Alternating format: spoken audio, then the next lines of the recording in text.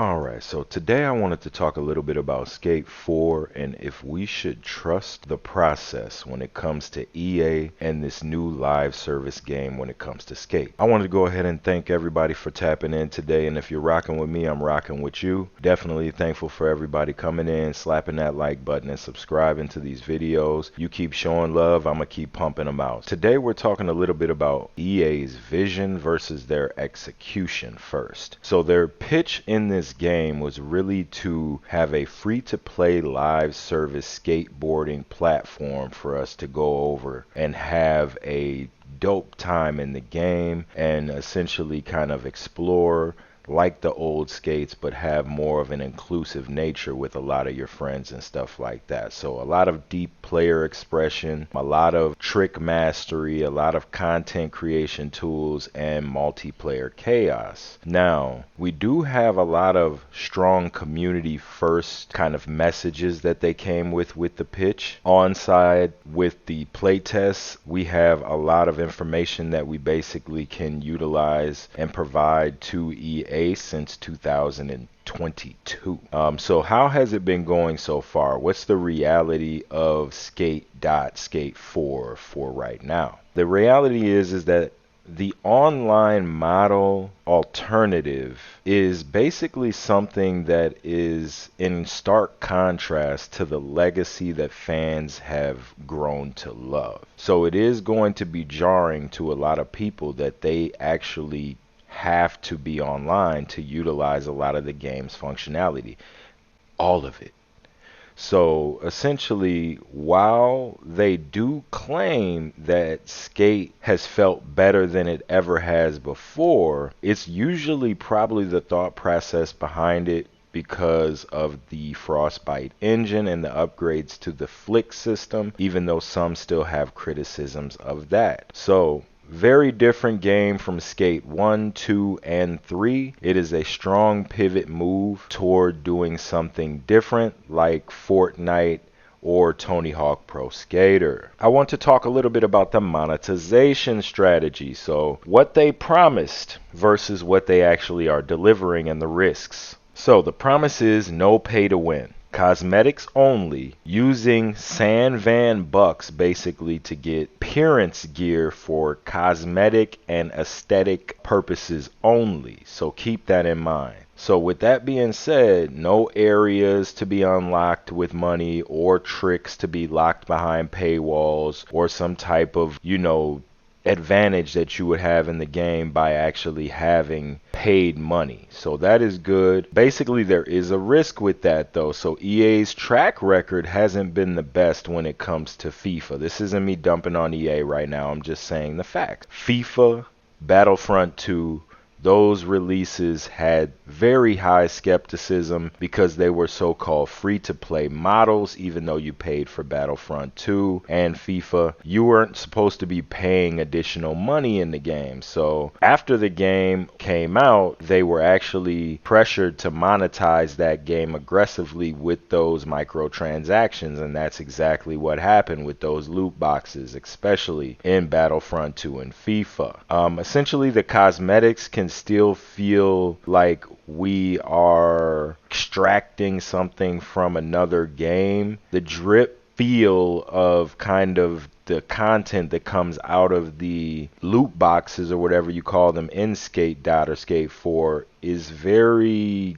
cumbersome, to say the least. It seems as if people are very unhappy with that aspect of the game. They're getting clothes for genders that they don't identify as in the game every single time they do missions, and that's not really rewarding because they can't utilize that information or any of that, not information, but they can't utilize any of that gear, any of them clothes. So essentially, there is a risk there with the cosmetic economics being a little, not pay to win, but you really are going to have to pay for the cool stuff in the game. So moving on, we'll talk about the live service longevity. I know I touched on this yesterday in yesterday's video. Is Skate even what we wanted? Go ahead and tap in with that. Make sure you like that video. And if you have been feeling the content, go ahead and subscribe. I did just want to talk about that a little bit here. EA's basically come with a model that has erupted in a lot of divisiveness. Some people love the online aspect of it. This game has been worked on for like 3 years plus already. It has been supported, I should say, for 3 years plus already. So they're clearly committed to the game. Player feedback has basically shaped the UI, the trick tuning, and the city's layout. So there has been changes made while we were live. So that's awesome. What I will say is this: the replay editors seem to come out a little late. The creative tools are a little bit lacking. We need a few more of those to kind of engage with creating and things like that. And the shared world potential, I wonder if it has lasting power. So let's get to the concerns, right? So no offline equals no game if the servers go down. Live service games can be abandoned really quick, like Knockout City and Rumbleverse and things like that. San Vansterdam is a dense city, but it lacks some type of soul, is what a lot of people are kind of saying when it comes to the game. San Vansterdam essentially has a lot in it, but the playtesters, including myself, are kind of just seeing it as the city being built for tricks and things, but not really flowing naturally. So, and I'll get into that later on. So the live service can work if EA stays consistent and they don't treat it as like a disposable game. So we'll see. It's a real gamble with this live service thing, and we're gonna see if it actually reaps any benefits. So we'll talk about the gameplay and the feel of the game. The Flick It system returns with updates. Basically, you'll be able to kind of do some different types of tricks, probably more smoother with the way that Frostbite was integrated into the way that you're flicking into your trick. The new parkour system and off-board travel mechanics adds like a real verticality to the game. We went over this in one of my 2 videos ago where I was talking about skate is meant to be broken. So go ahead and tap in with that video if you want to hear me talk, really elaborate on that climbing and parkour method. But I did not actually talk much about parkour, so we will talk just a touch about that. Parkour is really good when it comes to actually rolling around on the ground and traversing the games. And then of course jumping back on your board and doing different things like that, and having different types of cool tricks, but they're like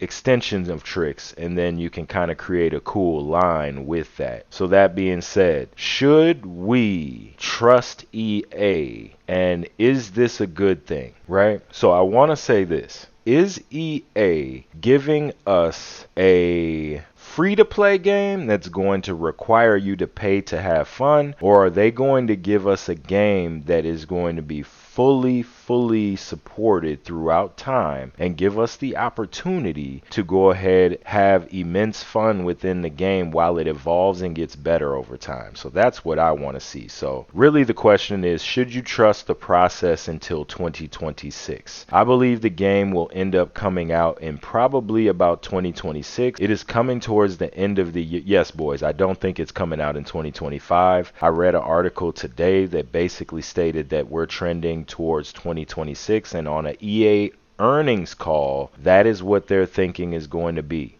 March of 26. Not to spoil it for anybody, but we can come back to this video and see the comments and see if people agree or disagree with that sentiment. But should you trust the process until 2026? If you are a creator, a skater who thrives in the sandbox multiplayer games, want a game that evolves even if you start small and it feels a bit different, and you enjoy community-driven content, montages, and cosmetics with the game is for you. Have no doubts, the game is here for you to have immense fun. It's a no if you want a traditional skate experience with offline mode and a career, don't want to rely on servers to play solo, and are skeptical of EA's long-term monetization ethics, which are questionable. In conclusion, my final thoughts are that the process shows signs of promise and improvement, but not proof. Wait until post-early access reviews come out and whether EA follows through on community promises that they basically have gave us. So feedback and hope is what I would say. But don't go all in on this unless you are basically proven to be having the time of your life, and this is more than just a skate park as a live service. If you like the content and you like the video, make sure you like the video and then subscribe. I'll see y'all in the next one.